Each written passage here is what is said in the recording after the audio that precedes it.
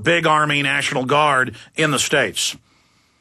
You're right. You know, we do have something called auxiliary security forces. They have their normal military jobs, you know, whether they're mechanic or they work on aircraft or they work on tanks or whatever the deal may be. And they will come in and augment and supplement us from time to time. And they receive the same training as well. Well, we're running out of time, and I appreciate your call, but just to throw this last question in, I mean, are you guys having discussions of why this is suddenly happening? I mean, I would guess it's about the financial collapse, or, I mean, what do the guys think is going on? You know, most of the guys are, you know, completely oblivious to really anything that goes on with politics or anything that goes on with the news. Most of them just want to get their paycheck and have their weekend. And so, but like I said, I mean, most of them are good guys. I don't really see any of them going in and confiscating any weapons. Unless the right-wing terrorists blow up a bunch of cities, then we're going to have to. See, that's how they're setting it up. Well, excellent information, Preston. We appreciate you. God bless. All right, we got Ed in Louisiana, former military, Bud in Georgia, Katrina, which has got some key info. I'm going to get to you while Edwin Vieira is with us. Stay there, everybody. We'll be right back with key info from the film Don't Tread on Me, Rise of the Republic.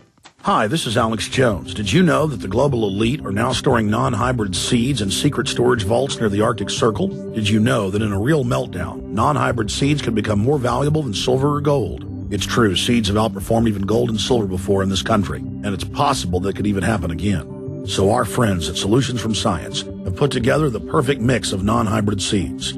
They call it a survival seed bank, and it can produce an endless supply of nutrient-dense food for you and your family. And here's the best part. These seeds have not been genetically modified in any way, and you actually get enough seeds to plant a full-acre crisis garden. So visit them today at survivalseedbank.com. That's survivalseedbank.com, or give them a call at 877-327-0365. That's 877-327-0365. Remember, in a real crisis, non-hybrid seeds are the ultimate barter item. This is Alex Jones for survivalseedbank.com.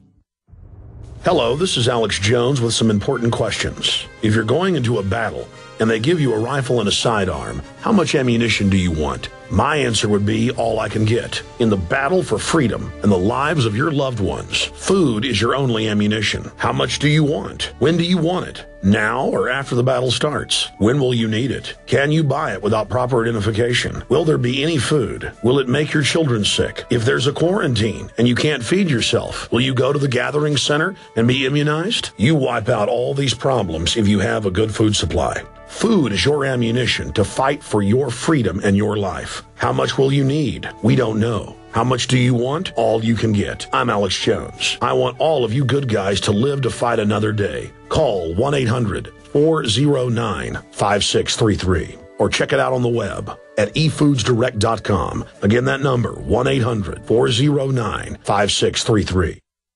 Hi, this is Alex Jones. Did you know that the global elite are now storing non-hybrid seeds in secret storage vaults near the Arctic Circle? Did you know that in a real meltdown, non-hybrid seeds can become more valuable than silver or gold? It's true, seeds have outperformed even gold and silver before in this country, and it's possible that could even happen again. So our friends at Solutions from Science have put together the perfect mix of non-hybrid seeds. They call it a survival seed bank, and it can produce an endless supply of nutrient-dense food for you and your family. And here's the best part. These seeds have not been genetically modified in any way, and you actually get enough seeds to plant a full-acre crisis garden. So visit them today at survivalseedbank.com. That's survivalseedbank.com, or give them a call at 877-327-0365. That's 877-327-0365. Remember, in a real crisis, non-hybrid seeds are the ultimate barter item. This is Alex Jones for survivalseedbank.com. It works.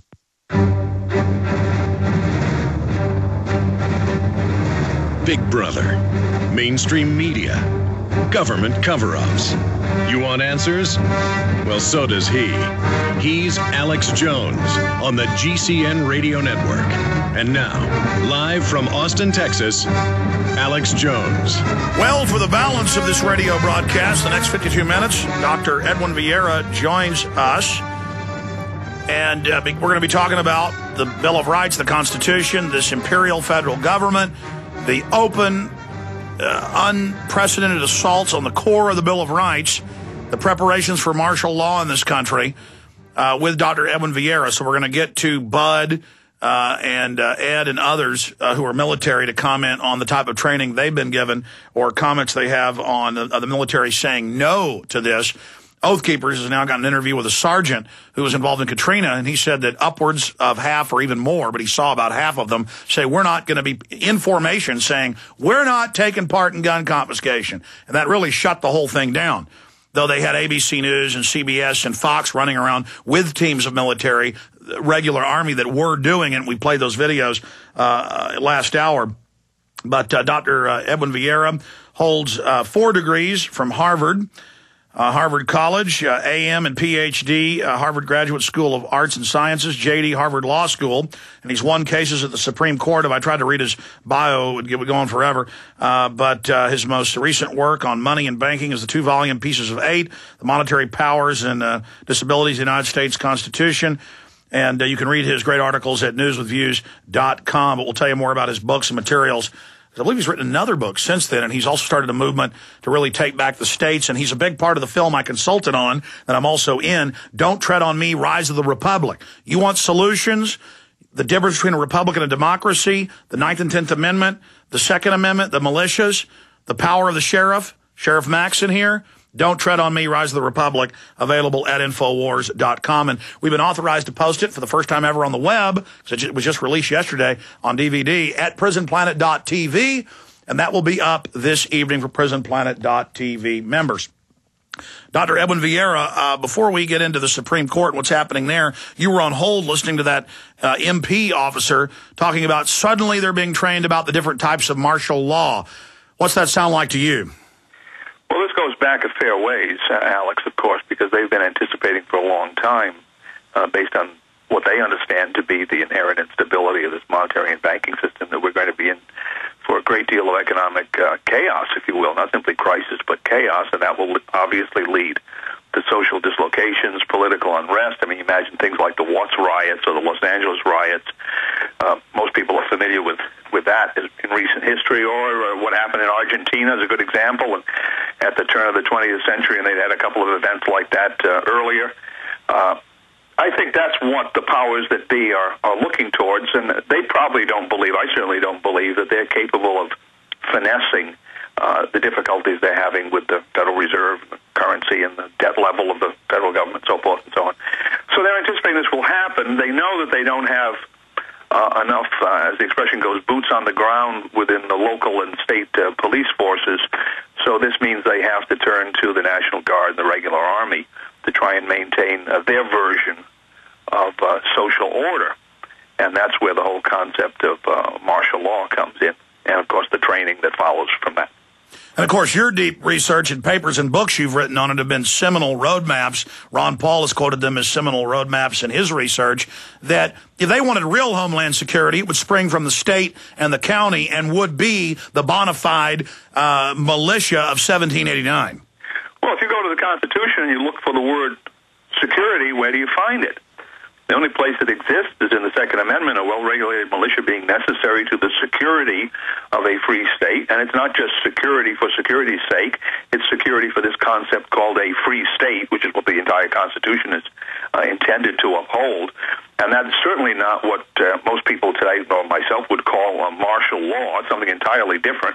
And it's tied to this institution called a well-regulated militia.